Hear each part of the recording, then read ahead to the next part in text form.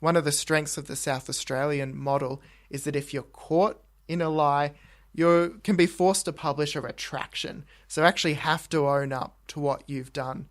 And while it wouldn't apply to referendums, there's also a provision in South Australia that if misleading advertising may have affected the course of an election, you can actually hold that election again. Wow. And while it hasn't occurred yet, partly because the test is quite strict, if that ever happened and a party had to drag people back to the polls because they lied to them, that would be a salutary lesson to politicians, I think. One for Mum, one for Dad, one for the country.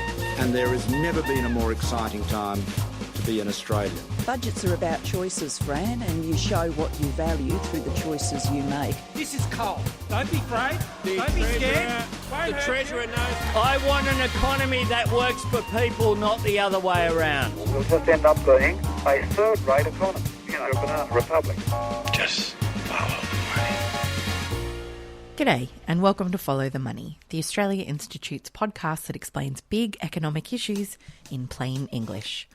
I'm Ebony Bennett, Deputy Director at the Australia Institute, and on Saturday the 14th of October, Australians were asked whether or not to enshrine an Aboriginal voice to Parliament in the Constitution. A majority of Australians rejected this idea, with over 60% voting no and 39.3% voting yes to this proposition, according to the latest polling results from the AEC.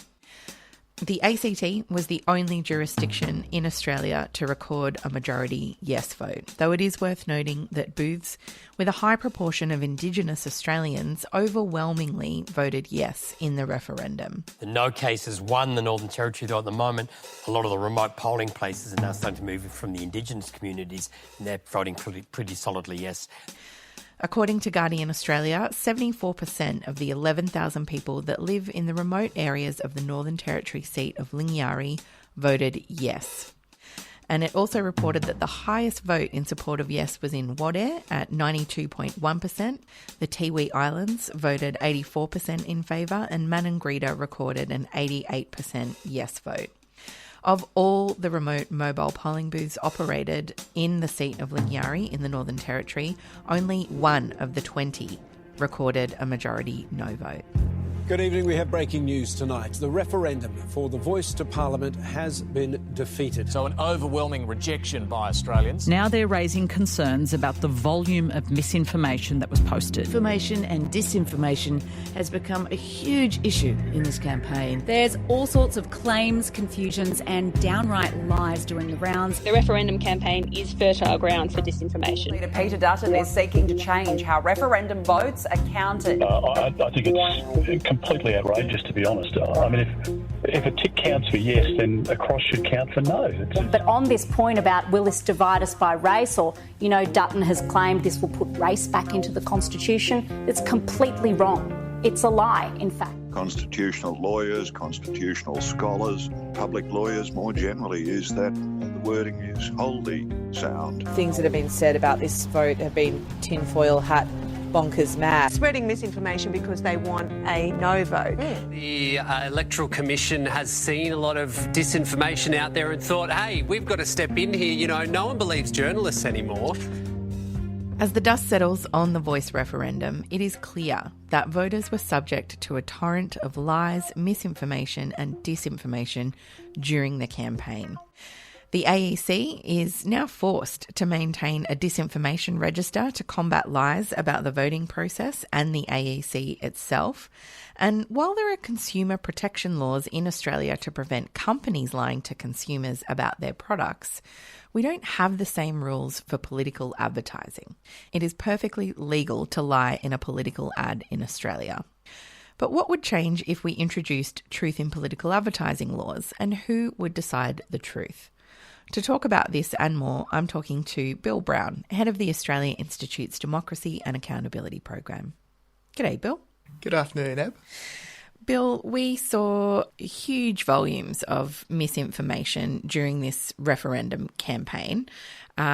as I mentioned, the AEC is even forced to maintain a register of all these different myths and lies that pop up during the campaign. How big of an issue was this during the Voice referendum? I think as we look back on the Voice referendum, the volume and intensity of misinformation and disinformation that we saw is going to stand out as one of the defining features of the vote. We saw claims that undermined the integrity of the Australian electoral system. We saw fear-mongering about people losing their backyards. Across the board, it was really disappointing to see, and I think it had a profound effect. I think it's really interesting to look at what comes up on its disinformation register. It did have a special one for this referendum, and it, I think, did maintain one for the last couple of federal elections. But it included claims like the AEC is providing pencils at polling stations because they're going to change your vote. It includes things like the AEC is campaigning for the yes or the no side. It includes things like that promoting enrolment for Indigenous Australians is campaigning for a yes vote by stealth instead of just enfranchisement of Australian citizens. I mean, that's pretty awful stuff.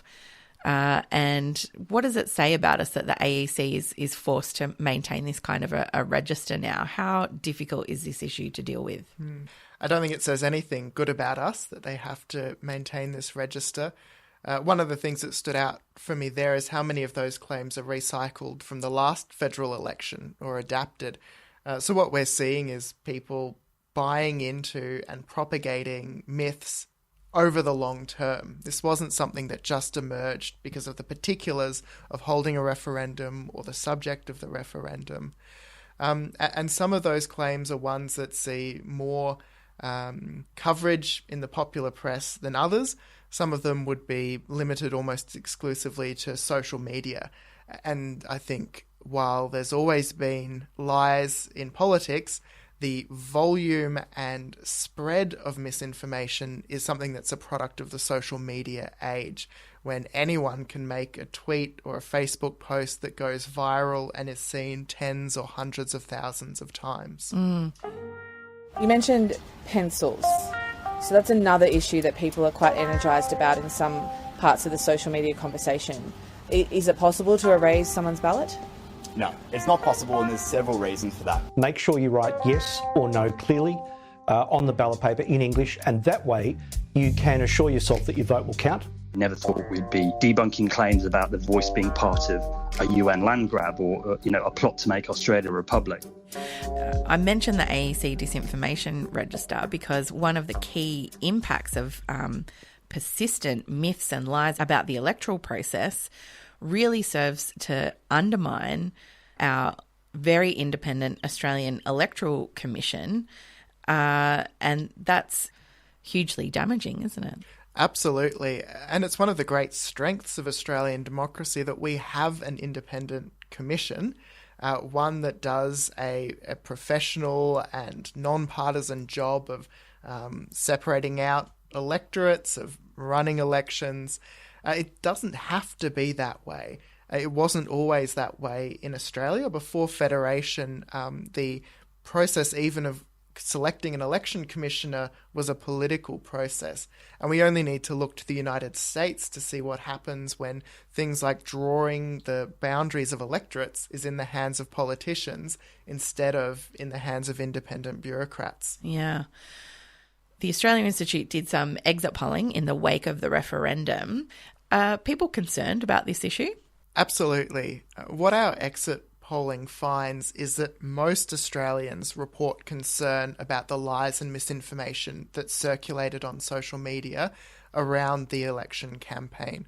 And that's not limited to people who voted yes or voted no or by voting intention. We see it across the board.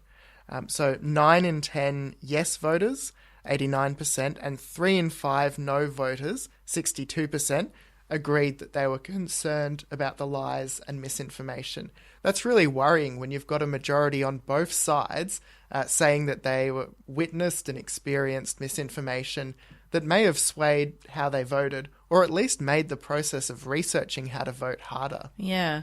And just for people who aren't familiar with these terms, I mean, there's a difference between misinformation and disinformation, and we all know what lies are. But can you just explain that difference, that nuance for people?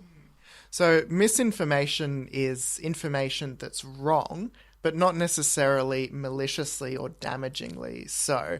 And then disinformation is reserved for claims that are not just wrong, but the person who's making them knows that they're wrong and they're deploying them for a particular purpose. So deliberately introducing bad information into the process. Exactly.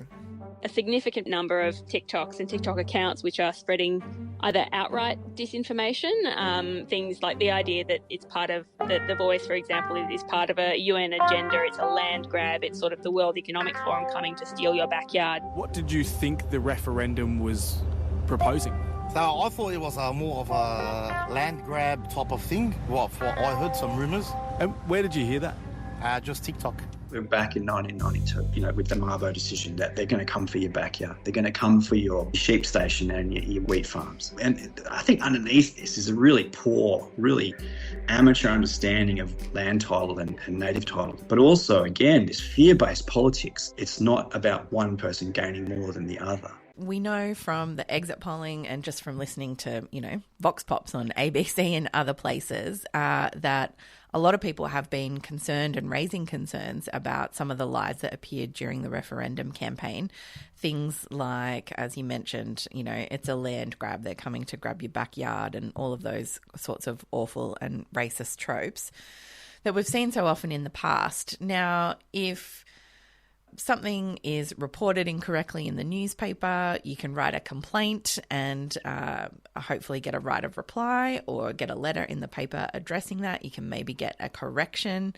You can take a complaint to the ACCC if a company engages in misleading and deceptive conduct in some of their advertising. But isn't one of the issues here, Bill, that we can spot when this is happening and people are raising concerns in real time, but unless it's a specific lie about the voting process, there's no one to complain to. There's no one who can, with the authority to deal with these kinds of complaints and arbitrate on them. That's exactly right. And the reason we see that the AEC run its disinformation register is because Australia does have laws about misleading people about the electoral process. Yeah. So you see those claims about pencils in voting booths, what the AEC is up to, because that does come within the scope of our very narrow laws. And it could impact on how people vote, and so that's why the AEC steps in, because they're in charge of protecting that voting process, essentially. Exactly right. But what we don't have is any kind of independent umpire who can look through a political ad in the cold light of day, consult with experts, consult with lawyers, and make a decision about whether that ad is misleading and deceptive. They have that in South Australia, and what we see is that it takes some time, but it can be done even in the heat of an election campaign. And those findings are very rarely challenged because once the independent umpire comes back, even the parties have to cop to it. It's very hard to argue with the kinds of misinformation that's been exposed by this process. But without that, we're dependent on fact-checkers in the media, we're dependent on people trying to push back on social media, things that can actually end up amplifying the claim. One of the strengths of the South Australian model is that if you're caught in a lie, you can be forced to publish a retraction. So actually have to own up to what you've done. And while it wouldn't apply to referendums, there's also a provision in South Australia that if misleading advertising may have affected the course of an election, you can actually hold that election again. Wow. And while it hasn't occurred yet, partly because the test is quite strict, if that ever happened and a party had to drag people back to the polls because they lied to them, that would be a salutary lesson to politicians, I think. But right now, it's perfectly legal to lie in a political ad. Australia Institute research shows that 9 in 10 Australians want Parliament to pass truth in political advertising laws. There should be penalties for misleading ads. Truth in political advertising laws would help all Australians have trust in what they are seeing. It's not hard. So the Australia Institute has long supported truth in political advertising laws. Why is that? We've witnessed not just the prevalence of lies and disinformation in Australian elections, but also that the situation seems to be getting worse in recent years. You only need to think of recent elections to remember the back and forth of claims from both sides of politics that the other has relied on some kind of lie or misinformation to make their case to the Australian people. The reality is that you can do something about it. And Australian politicians have argued back and forth for years about a kind of working model, but the reality is that South Australia has had working truth in political advertising laws for almost 40 years now. And at the last state election that they had there, how much of an issue is this kind of problem when you have truth in political advertising laws in place? So let's be clear, truth in political advertising laws don't get rid of all misinformation in the system. But what they do succeed in doing is pulling up particularly the key political players when they make a claim that is provably untrue.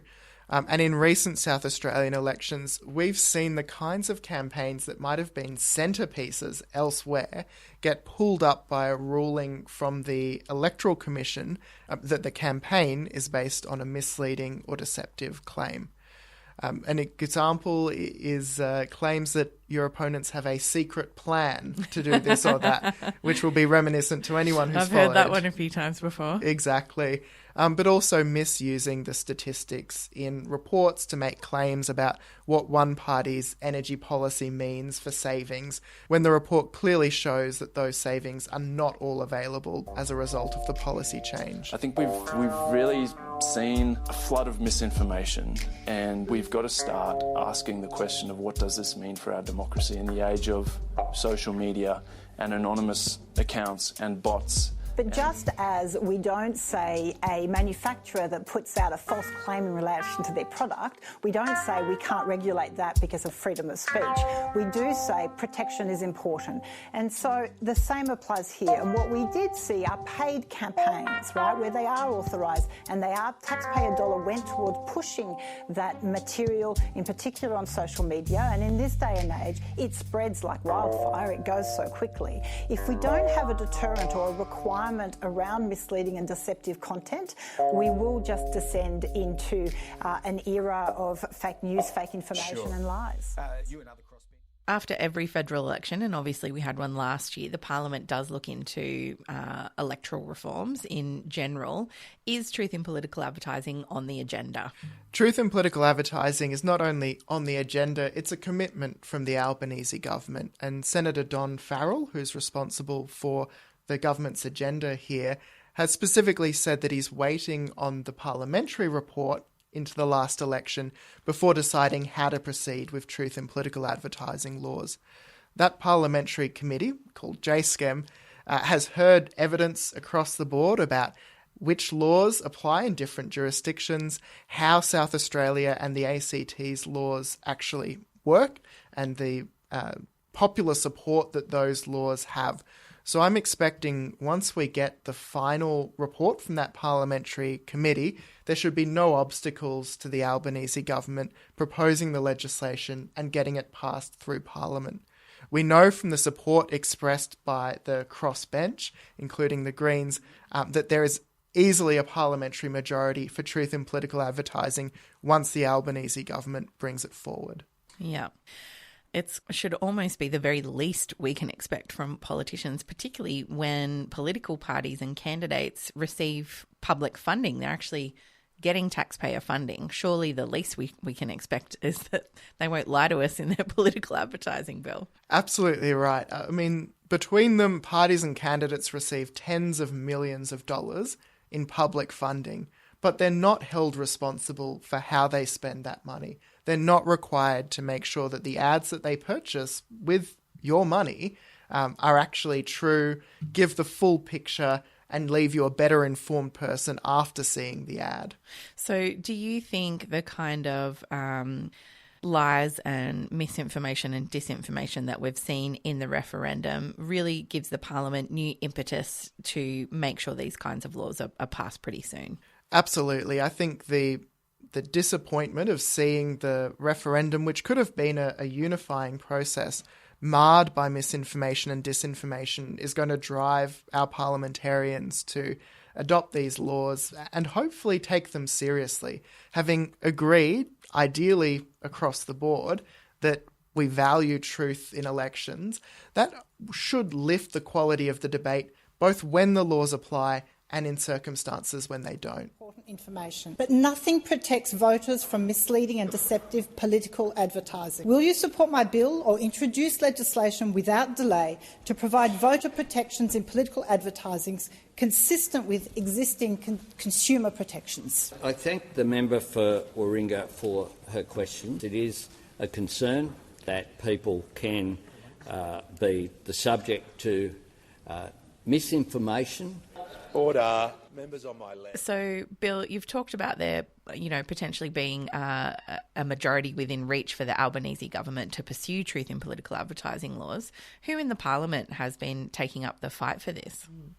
So for several years now, we've seen sustained support for truth in political advertising from both the Greens and Zali Steggall.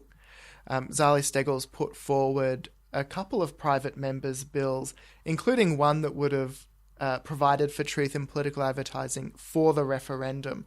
So the legislation has been thought through. It's available sitting there to be debated.